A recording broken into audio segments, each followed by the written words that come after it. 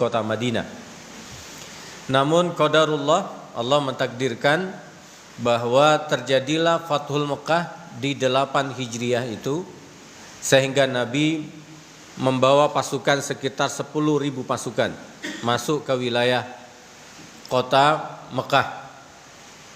Dan beberapa hal terjadi, termasuk di dalamnya Nabi Muhammad SAW membersihkan wilayah Masjidil Haram dari patung-patung, baik itu Lata, baik itu Uzza, baik yang di luar Ka'bah dan di dalam Ka'bah. Jadi patung itu tidak hanya di luar Ka'bah, tapi juga berada di dalam Ka'bah. Dan gambar-gambar Nabi Ismail yang diilustrasikan oleh orang-orang kafir Quraisy pun ada ditempel di dalam Ka'bah, Ismail dan Nabi Ibrahim alaihi salam.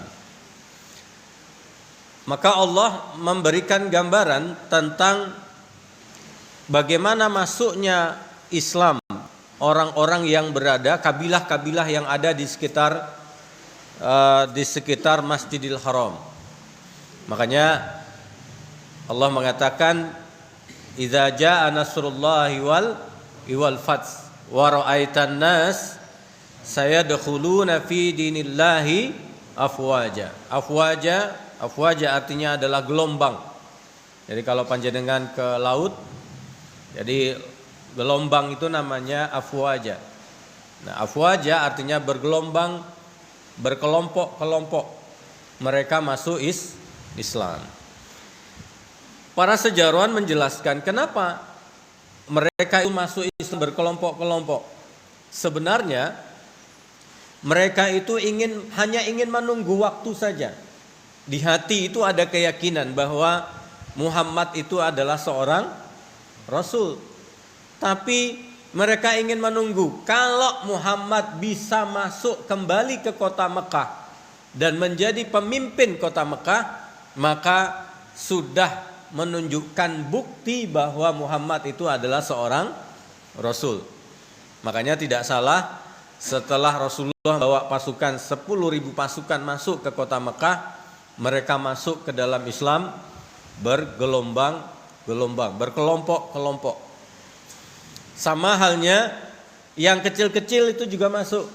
Ya, yang tidak mungkin kita pikirkan masuk Islam, akhirnya masuk Islam. Abu Sufyan masuk Islam, siapa lagi? Hindun, istrinya Abu Sufyan yang membelah dada paman baginda Nabi Muhammad, Hamzah. Ya, walaupun Hamzah itu jadi ada orang-orang yang ketika ziarah pergi ke Uhud, ya, yang mereka lihat itu adalah bukit Uhudnya. Ini Uhud, lebarnya 3 km, panjangnya 7 km. Ini bukit Rumat namanya, bukit yang pendek itu. Orang-orang yang diamanahkan oleh Rasulullah untuk memanah berada di bukit Rumat. Tetapi lebih daripada itu sebenarnya, kalau datang ke wilayah Uhud, yang hendak kita kunjungi itu siapa sebenarnya? Ziarah ke makam ahlu Uhud, ya. Ziarah ke orang-orang yang syuhada di Uhud. Ada 70 orang di Uhud itu. Termasuk di dalamnya siapa? Hamzah, paman baginda Nabi Muhammad SAW, yang dulu sempat banjir, Pak.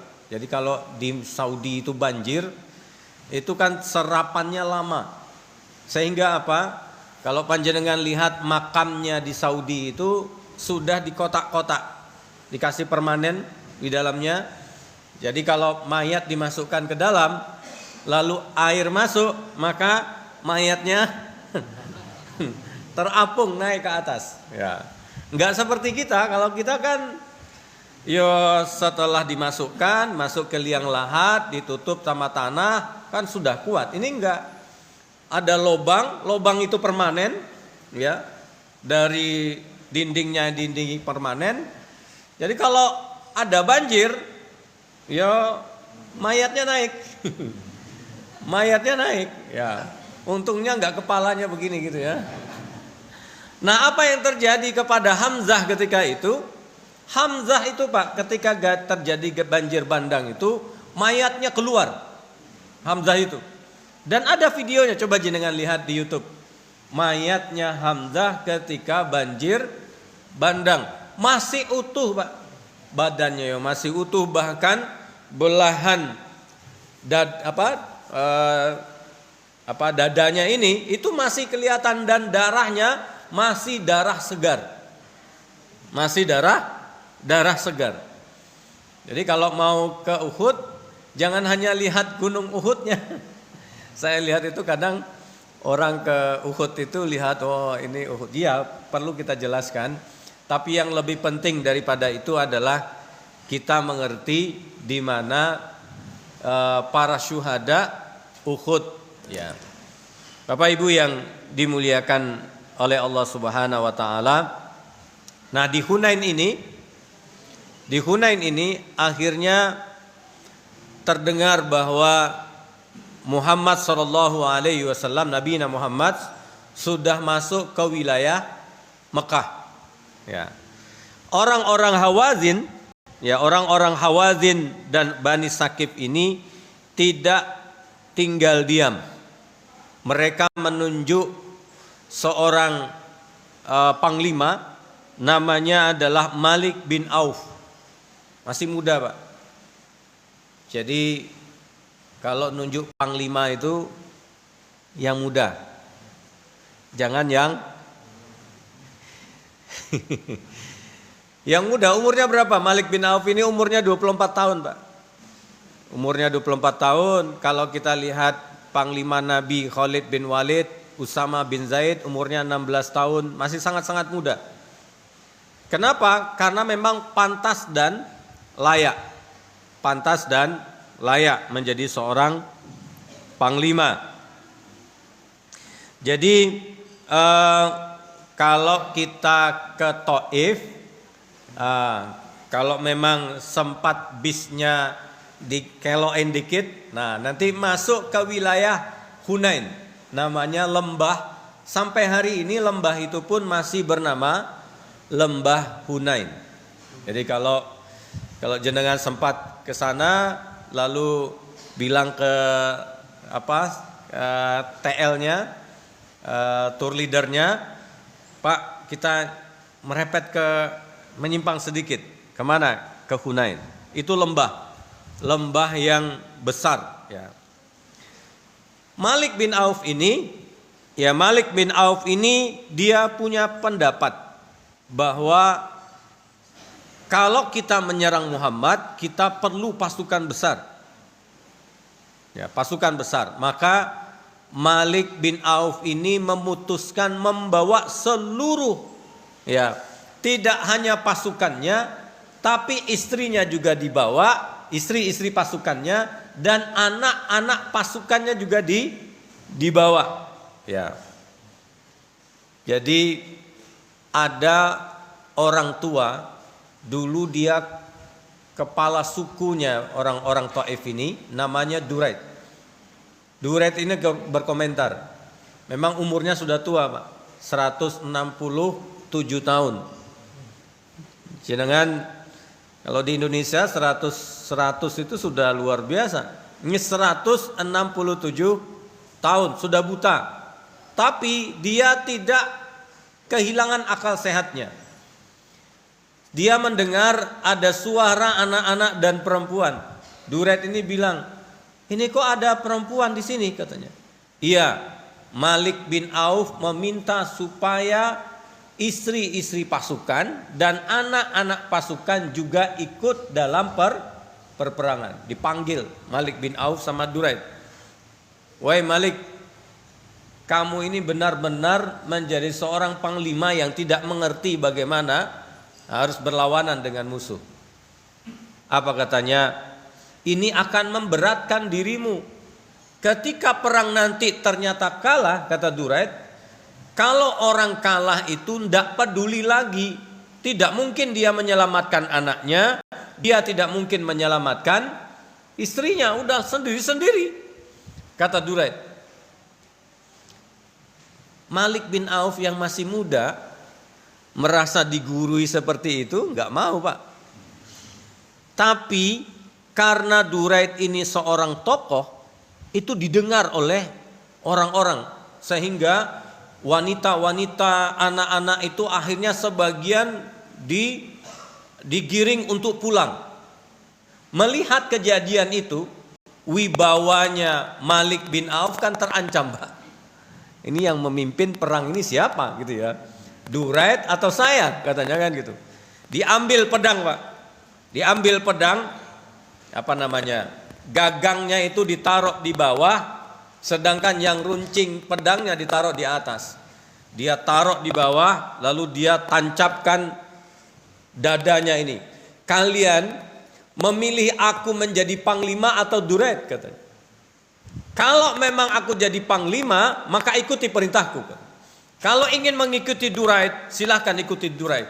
Tapi aku akan benamkan tubuhku ini ke pedang ini. Melihat itu, pemuka-pemuka Taif akhirnya bermusyawarah. Ini nggak bisa dibiarkan. Kalau nanti Malik bin Auf ini ternyata bunuh diri, maka siapa yang akan memimpin kita?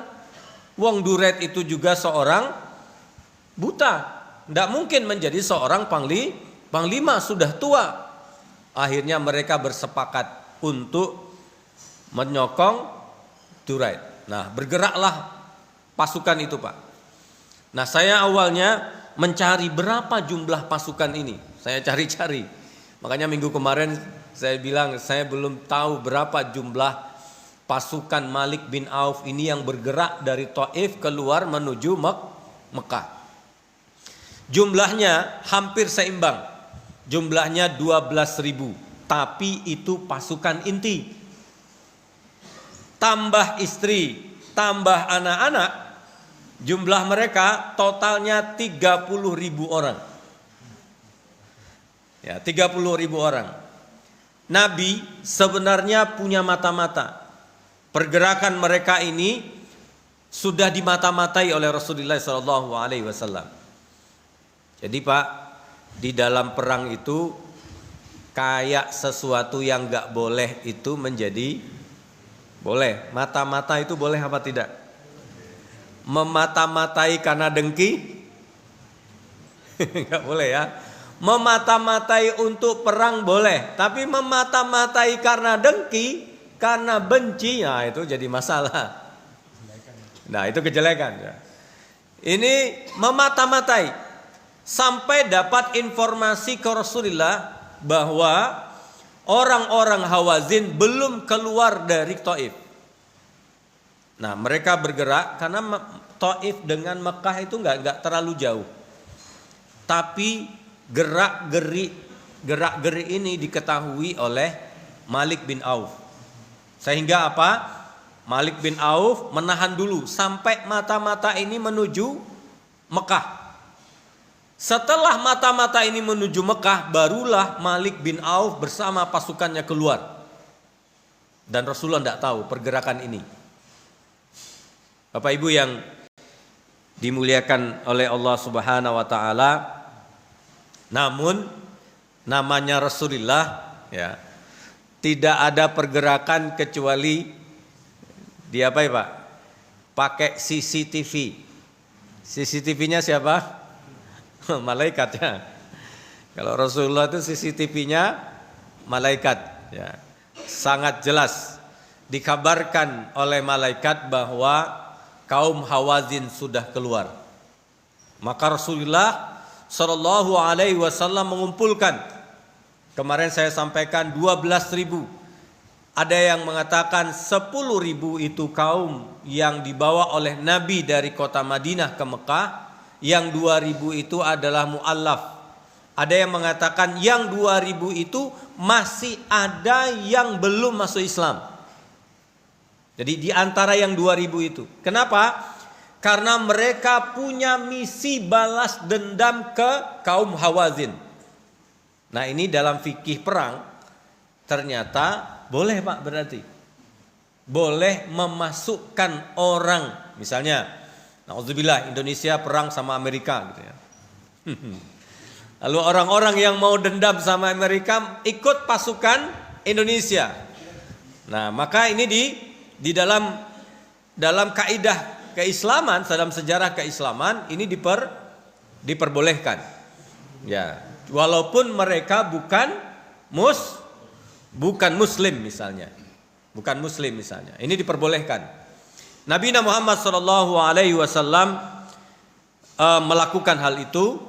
Ya, jumlah mereka sekitar kaum muslimin ketika itu bersama orang-orang yang sebagian kecil tadi itu sekitar 12.000 pasukan.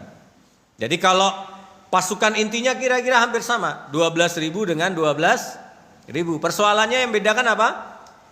Kalau orang kafir tadi, Hawazin tadi membawa istri dan anak-anaknya, kalau di total jumlahnya 30.000 jumlahnya. Maka Malik bin Auf tadi mendengar bahwa pergerakan dari kota Mekah pun sudah bergerak, maka Malik bin Auf menyebar mata-mata. Ya. Menyebar mata-mata. Menyebar mata-mata itu gampang, Pak. Kasih aja 1.000 dinar. Gampang itu. Ayo nih masuk ke konsulat ini ya, masuk ke kementerian ini ya, masuk di sini ya, masuk di sini ya. Kabarnya ini dari A1 wali kota Madiun itu sama, Pak, kasusnya. Ya, sama kasus, sama dengan kasus Pati. Pati itu juga begitu. Dari mana video yang didapatkan oleh KPK itu? Padahal yang memvideo menyerahkan uang pakai karung itu dari dalam mobilnya bupati. Berarti kan bukan orang luar, berarti orang dalam. Nah, orang dalam tentu dapatnya lebih banyak daripada bupati. Makanya mau jadi mata-mata.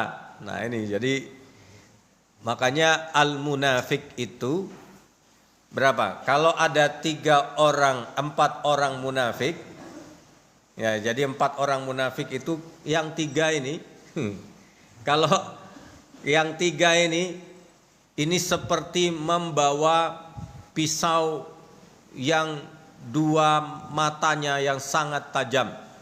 Ya. Maka berhati-hati berteman, berhati-hati bergaul, berhati-hati dengan kepercayaan. Tapi makanya kita bermohon kepada Allah Subhanahu wa taala dari fitnah-fitnah orang-orang munafik seperti ini. Orang-orang munafik seperti ini. Lalu mata-mata tadi kembali ke Malik. Ya. Malik bertanya, "Ra'aina rijalan bidan ala khailin balik wallahu ma tamasukunna an asabana ma tara." Apa kata mata-matanya Malik bin Auf, musuhnya Islam tadi?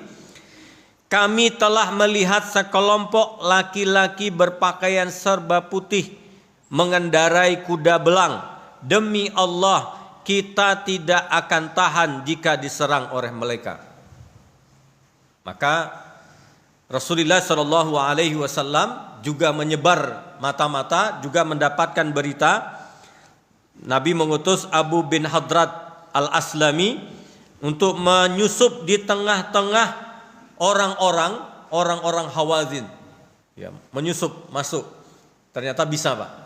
Menyusup masuk ke tengah-tengah Hawazin untuk mendapatkan informasi detailnya.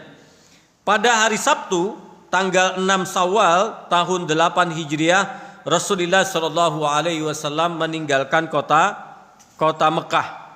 Nah, Bapak Ibu yang dimuliakan oleh Allah Subhanahu Wa Taala, di antara yang ikut dalam perperangan menghadapi orang-orang Hawazin itu ada satu orang yang salah satu pentolan orang kafir yang belum masuk Islam ketika itu adalah Sofwan bin Umayyah.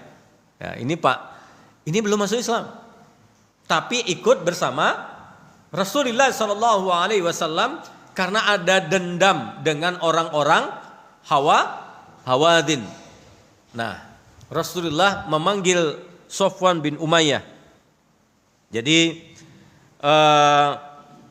dan mengangkat Attab bin Usaid sebagai wakil beliau di kota Mekah. Sofwan ini Pak, dia ini belum masuk Islam, tapi dia punya apa ya? Kalau di sini namanya punya pabrik pembuatan senjata.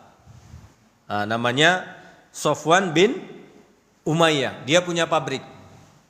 Kata Rasulullah, wahai Sofwan, boleh semua yang ada di gudangmu itu saya pakai, kata Rasulullah.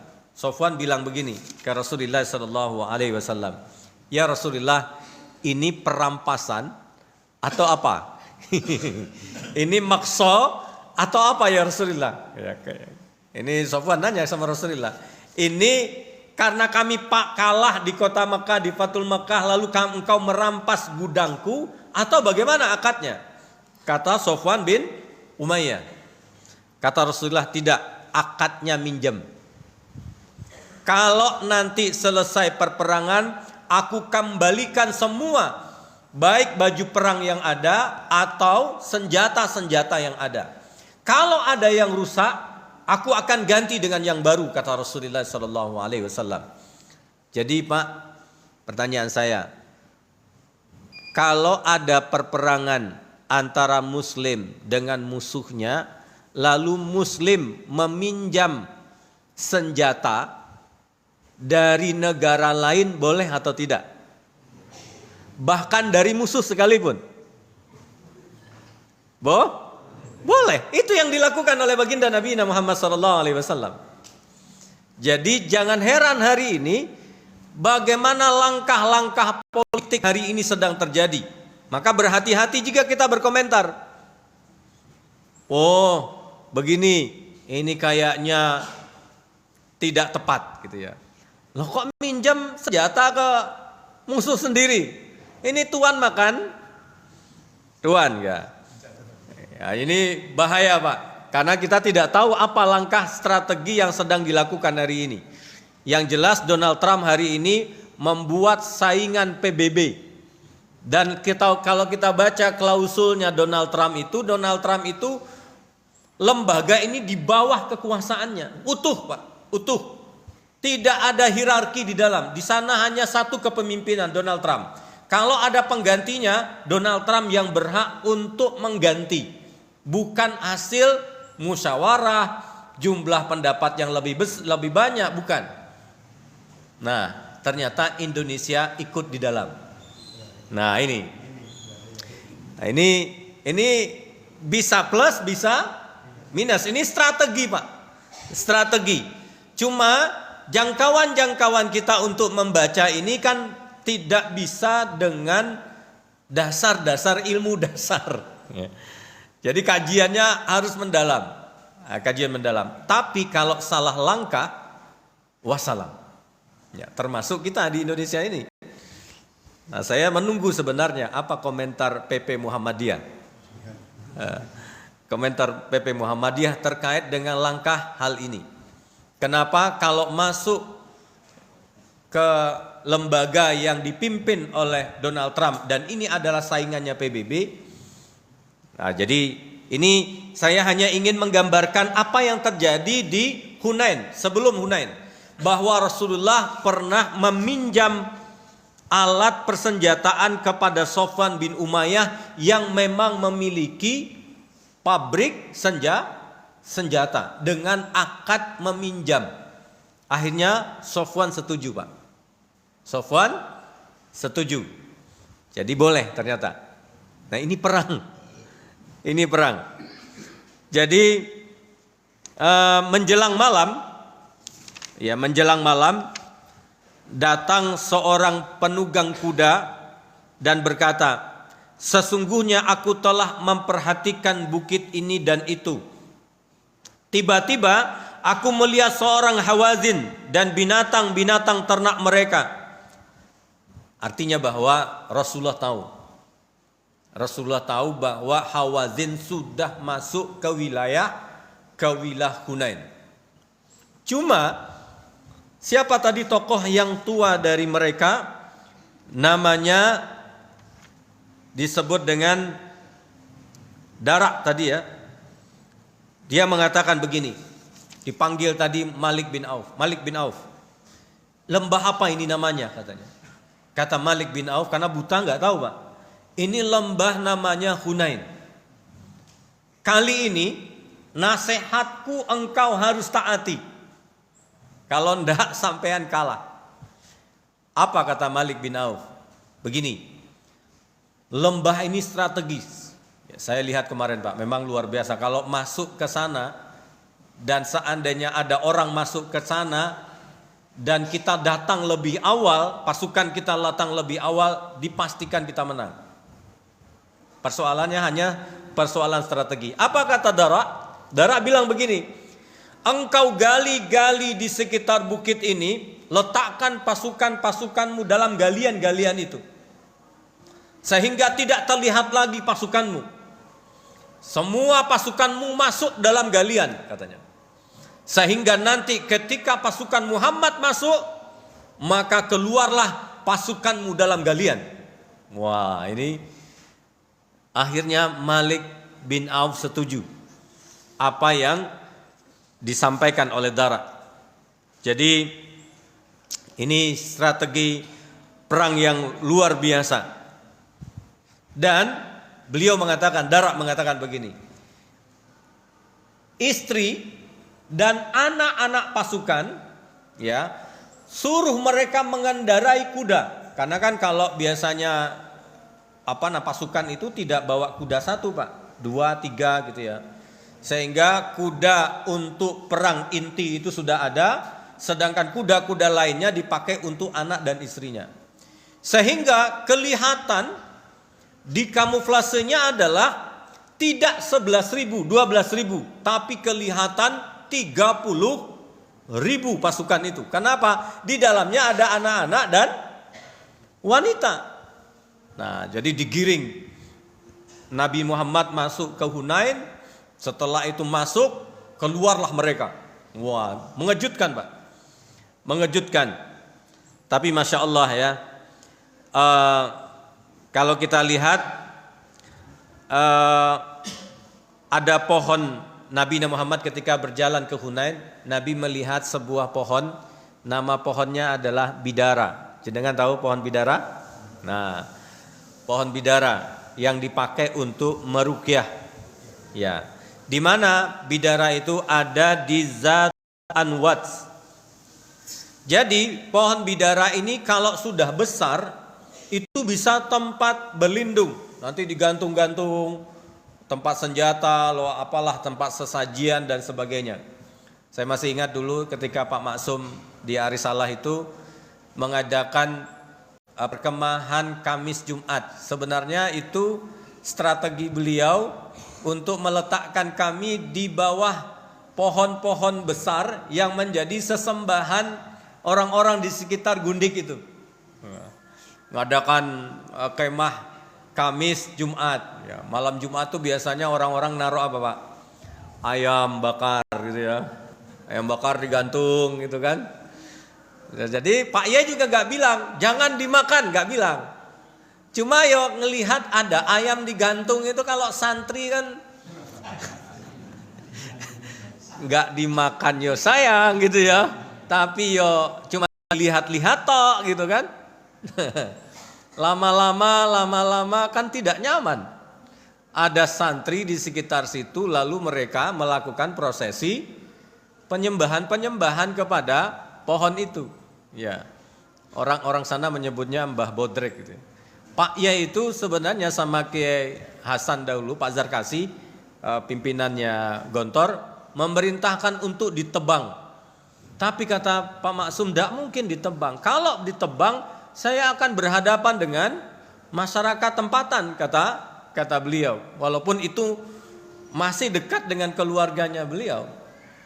Dan caranya beliau ini meletakkan kami di situ. Ya, meletakkan kami minggu pertama, kedua, ketiga, lama-lama kan malu sendiri. Ya, yang kedua ayamnya hilang gitu ya. ayamnya hilang. Ayamnya nggak ketemu lagi di pagi hari gitu kan. Sudah selesai. Sudah selesai. Nah, itu tempat sesembahan. Nah, dulu orang-orang ini meletakkan di mana? Di pohon bidara. Nah, pohon itu sebenarnya mereka menyebutnya pohon berkah lah.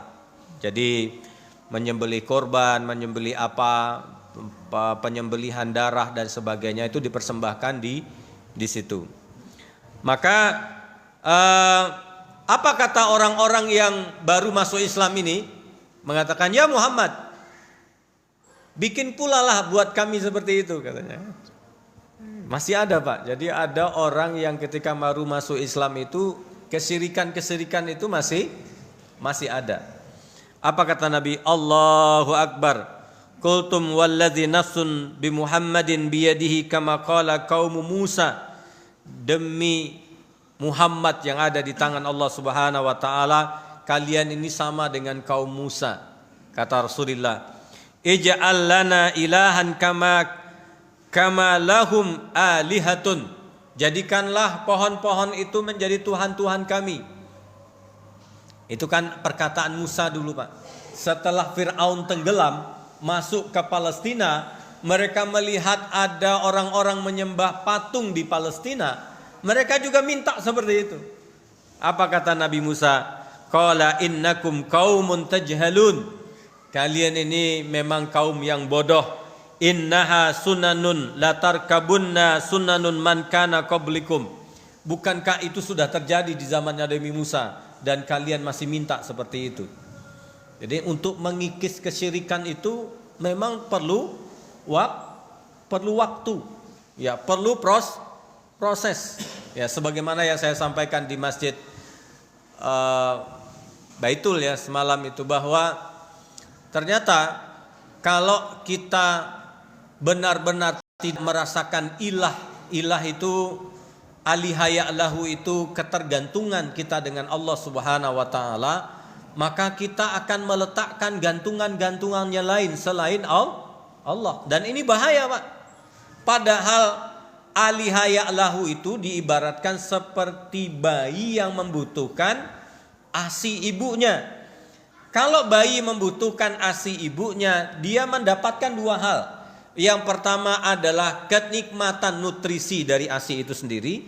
Yang kedua, dia mendapatkan secara psikologi batinnya, ketenangan batin. Bayi itu diletakkan di dada ibunya, walaupun belum disusui dia sudah tenang. Artinya menyusui itu dia mendapatkan ASI, yang kedua dia mendapatkan ketenangan. Sama kita dengan Allah. Kalau saya dan panjenengan sholat, sesungguhnya kita mendapatkan dua ini Pak.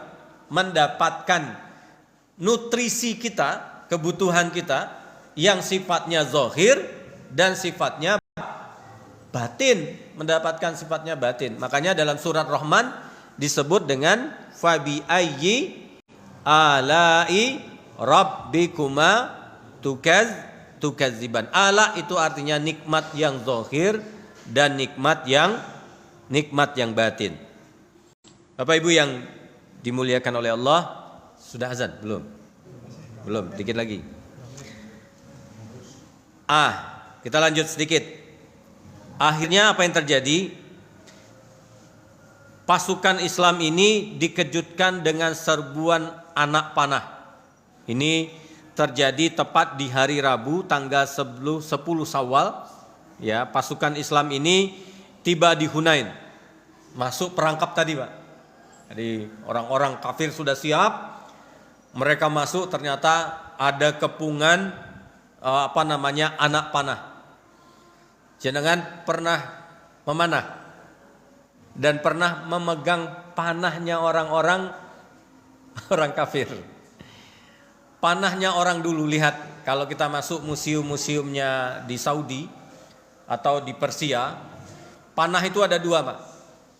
Ada panah yang kita lihat hari ini, ada yang pendek.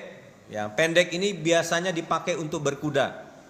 Jadi kalau jenengan ke Temboro, lalu ada lomba memanah sambil berkuda, itu panahnya pendek. Oke.